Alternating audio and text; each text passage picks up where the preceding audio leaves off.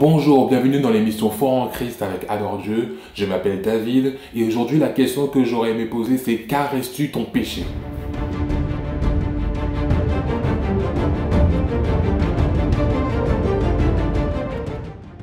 Il arrive que des personnes ont un trait de personnalité qui est toxique pour eux ou pour les autres et qu'ils tiennent à garder absolument, ou qu'ils aient un péché qu'ils caressent et qu'ils chérissent depuis des années, qui est nocif pour eux par rapport à leur relation avec Dieu, mais aussi qui intoxifie les autres. Et le problème qui se pose par rapport à ça, un des plus grands problèmes, c'est que le péché pour beaucoup de personnes est beaucoup trop light. Et quand je dis ça, c'est dans le sens où on se dit « Ah, mais c'est pas grave, j'ai fait que mentir, c'est un petit mensonge. Ah, c'est une petite désobéissance vis-à-vis de Dieu. Ah, c'est un petit truc, il y en a qui font pire que moi. » Mais le problème avec ce raisonnement, c'est qu'on accumule des petites choses qui deviennent de grandes choses. Et en plus de cela, on ne doit pas avoir notre propre vision vis-à-vis du mal et du péché, mais on doit avoir la vision de Dieu par rapport à ça. Et je vais lire un texte qui est dans Genèse 3 au verset 6, où la femme vit que l'arbre était porteur de fruits bons à manger, agréable à regarder et précieux pour ouvrir l'intelligence.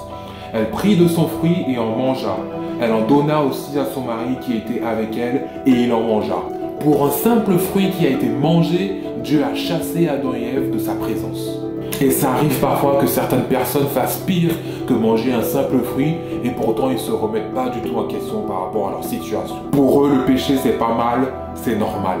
Deux prières que moi je fais régulièrement, c'est de demander à Dieu de m'aider à l'aimer lui, à aimer les autres autour de moi et à détester, à haïr mon péché. Je demande à Dieu de m'aider à voir les autres tels que lui les voit et à m'aider à voir le péché tel que lui le voit. Quand on lit les livres des prophètes, on se rend compte à quel point Dieu il est écœuré du péché, écœuré du mal et à quel point il est révolté. Et nous aussi, on doit avoir cette vision-là par rapport à ce qui est mal, impur et malsain. On doit se battre face au mal et le dominer. On doit le bouffer, l'anéantir. Non seulement Dieu nous aide à le faire, mais il nous donne aussi la responsabilité de pouvoir contribuer avec lui pour écraser ce qui est mal. On voit dans un autre passage qui est aussi dans Genèse, au chapitre 4, verset 7, où Dieu parle à Caïn qui est prêt à tuer son frère et lui dit « Certainement, si tu agis bien, tu te relèveras. Si en revanche tu agis mal, le péché est couché à ta porte et ses désirs se portent vers toi. Mais c'est à toi de dominer sur lui. C'est à toi de dominer sur ton péché. Dieu t'aide par sa parole, mais c'est à toi de bouffer, de dominer, de contrôler ton péché. Ce n'est pas au péché de te dominer, ce n'est pas au péché de te contrôler, te traiter comme une marionnette, mais c'est à toi de l'écraser. Tu ne dois pas chérir les petites choses, les petits traits de caractère en fait qui sont nocifs pour toi par rapport à ta relation avec Dieu.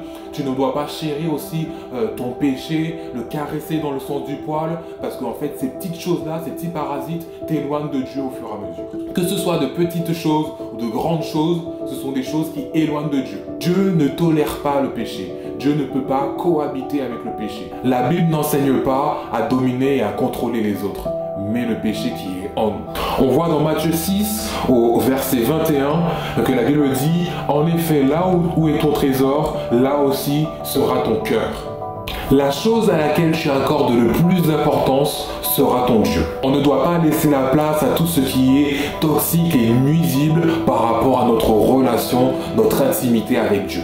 Rappelle-toi des deux prières que je fais régulièrement concernant l'amour que je cherche à avoir pour Dieu et la haine que je cherche à avoir vis-à-vis du péché.